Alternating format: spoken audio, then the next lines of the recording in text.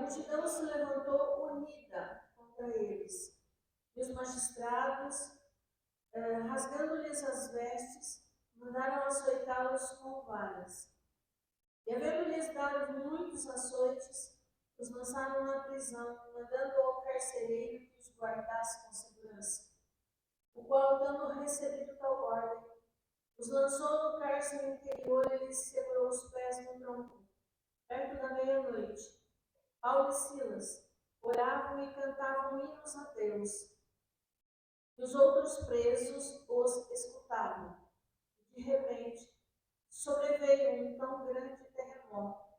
Os alicerces do cárcere se moveram, e logo se abriram todas as portas, e foram soltas as prisões de todos. Acordando o carcereiro, e vendo abertas as portas da prisão, tirou a espada e quis matar-se, cuidando que os presos já tinham fugido. Mas Paulo clamou com grande voz, dizendo: não te faças nenhum mal, que todos aqui estamos. E pedindo luz, saltou dentro, e todo trêmulo se prostrou ante Paulo e Silas. Tirando-os para fora, disse: senhores, que é necessário que eu faça para me salvar? E eles disseram: crê no Senhor Jesus Cristo, serás salvo, tu e a tua casa. E lhe pregaram a palavra do Senhor e a todos os que estavam em sua casa. E tomando-os ele consigo naquela mesma hora da noite, lavou-lhes os vergões e logo foi batizado, ele e todos os seus. Então, levando-os à sua casa, dispôs a mesa e, na sua crença em Deus, alegrou-se com toda a sua casa. Vocês devem pensar, por que será que Paulo e Silas foi preso? Eles devem ter cometido algum erro, né? Pois é, se você quer saber por que eles foram presos, você leia o verso 16. E aconteceu que, indo nós à oração, primeiro eles estavam indo orar, e saiu ao encontro uma jovem que tinha espírito de adivinhação, o qual, adivinhando, dava grande lucro aos seus senhores. Esta, seguindo a Paulo e a nós, clamava, dizendo: estes homens que nos anunciam o caminho da salvação são servos do Deus Altíssimo. E isso fez ela por muitos dias. Mas Paulo, perturbado, voltou-se e disse ao Espírito: em nome de Jesus Cristo te mando que saias dela. E na mesma hora saiu. E vendo os seus senhores que a esperança de seu lucro estava perdida, prenderam Paulo e Silas e os levaram à praça à presença dos magistrados. E apresentando-os aos magistrados, disseram: estes homens, sendo judeus, perturbam nossa cidade e nos expõem costumes que nos não é lícito receber nem praticar, visto que somos romanos. Aí foi daí que eu parti lendo anteriormente. E a multidão se levantou unida contra eles, e os magistrados, rasgando-lhe as vestes, mandaram açoitá-los com vara. Na verdade, Paulo estava fazendo a obra do Senhor. Libertou uma jovem que estava possuída por um espírito maligno. Essa jovem vinha atrás deles e perturbando eles. E Paulo virou-se e repreendeu o espírito maligno, e ela ficou liberta. Só que aquela prática dela dava muito lucro aos seus senhores. E como isso deixou de acontecer, e Paulo e Silas foram presos e foram açoitados, enfim. E foi o texto que eu li para vocês anteriormente. Eles estão em Filipos, a cidade que eles estão é Filipos. E, na verdade, foram presos por fazer a obra do Senhor. E eu falo uma coisa, uma frase para você: diante da dificuldade, não adore o Senhor. Amém? A prisão, naqueles dias, e nesses dias, em qualquer dia, é lugar de sofrimento, é lugar de dor, onde as pessoas sofrem mentalmente, fisicamente, né? E Paulo e Silas estão ali presos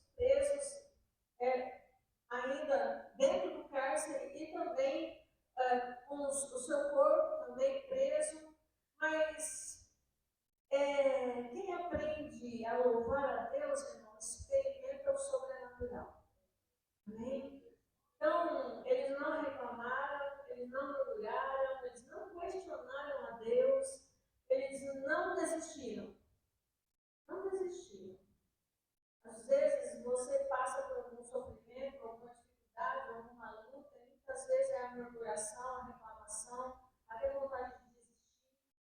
Mas Paulo e Silas nos dá, e o Espírito Santo de Deus nos dá hoje uma lição muito preciosa. Adore a Deus. Em meio à dificuldade, adore a Deus. Faça como Paulo e Silas. As coisas estão difíceis, cante louvor de adoração ao Senhor. Está passando por luta? Cante louvores. O louvor é uma arma poderosa contra os ataques do inimigo. É uma arma poderosa. Você conhece a história, sabe que Saul, quando ficava endemoniado, eles chamavam Davi para tocar para ele ficar liberto. Então o louvor é precioso. É uma arma de libertação. Paulo e Silas estão ali, presos, machucados, com todos os motivos para reclamar, para murmurar, mas eles vão adorar. O que eles cantaram, pastor? Eu não sei, queridos. A Bíblia não fala, o que a Bíblia não fala, e eu não faço cogitação alguma. Mas eu sei de uma coisa: esse louvor que eles cantaram, essa adoração que eles fizeram, trouxe libertação, não só para eles, mas para todos que estavam ao redor deles. Libertação. Libertação. Olha, irmão, houve salvação dentro da prisão. Como Jesus é maravilhoso. Eu agora vou dar a minha opinião, digo eu, não o Senhor. Acho que estava na agenda do Espírito Santo levar Paulo e Silas para aquela prisão, para que aquele carcereiro, sua família, todos que estavam ali fossem alcançados. Às vezes, pode estar acontecendo alguma coisa na sua vida que pode estar na agenda de Deus para te trazer libertação de alguma prisão que talvez você não está como Paulo e Silas, mas tem alguma prisão na alma, alguma prisão nos sentimentos. Né? Às vezes a pessoa está presa em cadeias de pecado, de culpa, de ansiedade, de opressão, falta de perdão, tudo isso é prisão. Falta de perdão, vícios, tudo isso é prisão. Influências malignas espirituais como aquela moça está. A pressão, meu irmão, a pressão, às vezes, na alma, né? Tudo isso traz prisão. Aí hoje você pode perguntar, como faço para sair da prisão, pastora? Primeira coisa que você tem que entender, eu sempre ensino isso aqui. A primeira coisa que a gente precisa para ser liberto é reconhecer que precisa de libertação. Enquanto a gente acha que está tudo bem, que a vida está uma maravilha, que eu não preciso de nada, eu não preciso de ninguém, eu não preciso de oração, eu não preciso de nada, não há libertação desse jeito. Mas quando eu falo que tem uma coisa errada comigo, tem uma coisa errada com os meus sentimentos, tem uma coisa errada com a minha mente, tem uma coisa errada dentro de mim, eu preciso de ajuda, pronto, já começou a libertação. Só aí já começou a libertação. Reconhecer, eu preciso de libertação. Eu preciso de Jesus. Quem liberta é Jesus, irmão. É Jesus que liberta. E depois, pastor, eu já reconheci e agora eu vou me arrepender. E tem alguma coisa na minha vida que talvez precise de arrependimento. Eu preciso confessar diante do Senhor: Senhor, eu fiz isso, desagradei o teu Santo Espírito, e eu me arrependo, eu peço perdão. Isso é o segundo passo da libertação. E o terceiro, não menos importante, é algo que a gente não gosta muito de fazer, é renúncia. Renúncia. Se tem algo que me faz mal, se tem algo que está fazendo mal para você, irmão, é hora de abandonar, renunciar, deixar.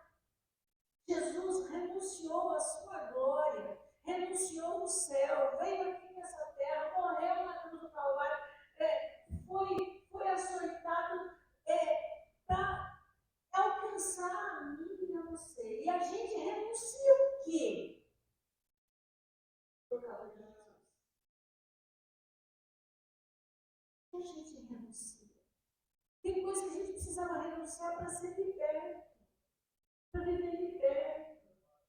Então, irmão, quais renúncias você é capaz de fazer por Jesus?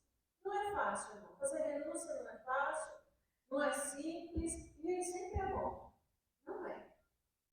Não é. Mas se você conversar conversar, por exemplo, com um medalhista, perguntar para ele como é que ele chegou no pódio, ele vai te falar uma palavrinha só. Eu renunciei à balada, eu renunciei à bebida, eu renunciei à comida, eu renunciei a muitas coisas para chegar à vitória. Você conversar com alguém que toca muito bem, uma pessoa que toca um instrumento lindamente, você perguntar como é que você conseguiu tocar esse instrumento desse jeito, faz horas ensaiando, tocando, renúncia. A gente precisa aprender, irmão, que para ser livre, para ser liberto, para ser abençoado, tem coisas que a gente vai ter que renunciar, abandonar aquilo que faz mal, lugares que faz mal, conversações que faz mal, abandonar, irmão. Abandonar. Se você às vezes, não sei se você gosta, mas eu gosto de ver as bailarinas dançando lindamente, eu acho lindo. Quando tem apresentação de balé, aí você olha aquela jovem, não é? Dançando lindamente, e aí, olha lá, Maria, e aí você fala assim, mas não deve ter passado por nada para chegar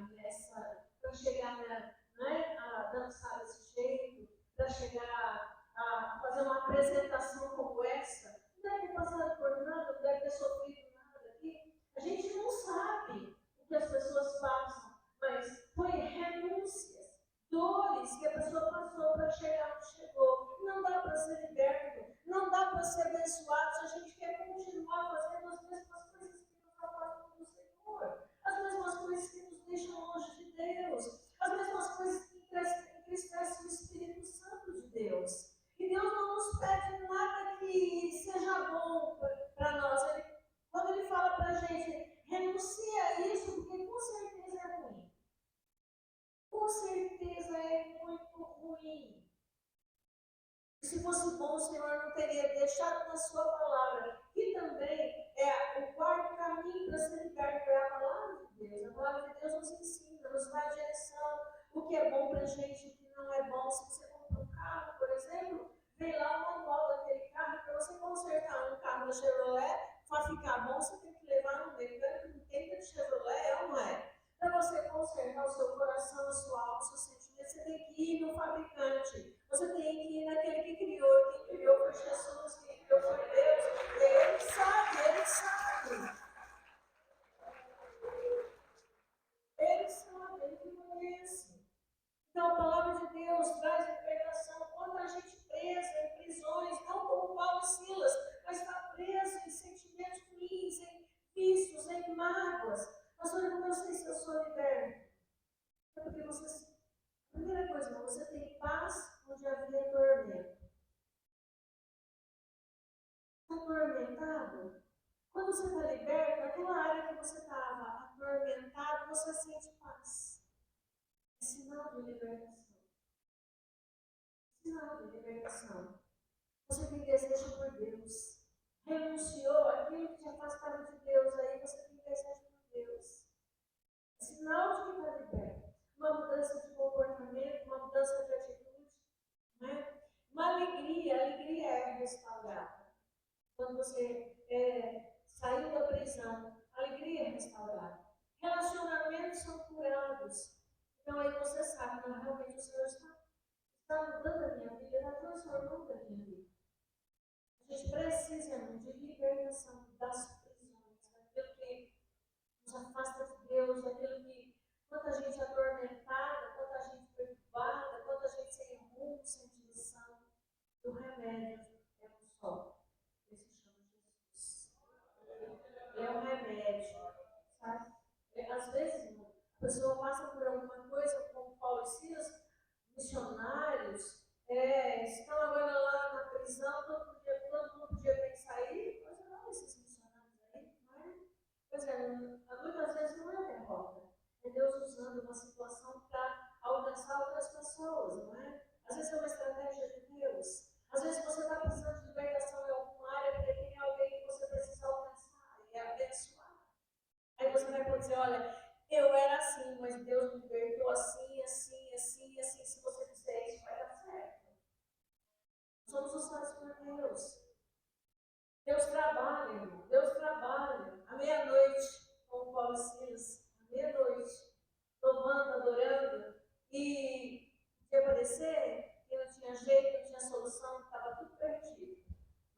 Deus não tem nada perdido, nem ninguém que seja tão perdido que Deus não possa alcançar.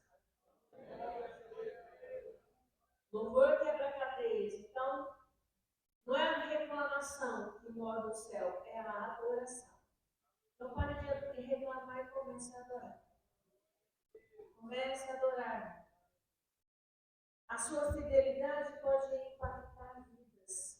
Veja, Paulo e Silas, naquelas condições, adorando, levou o carcereiro, um homem que estava ali na situação de opressor, a ser liberto, a ser salvo com toda a sua família. Imagino eu que não ficou nem preso sem encontrar com Jesus naquele dia. Meu irmão, glória a Deus. Vai se apertar o Espírito Santo onde tem prisões. Você precisa de libertação. Não há nada mais maravilhoso na vida de alguém do que você dizer: eu era preso nessa área e hoje eu sou livre. Amém? Fica de pé.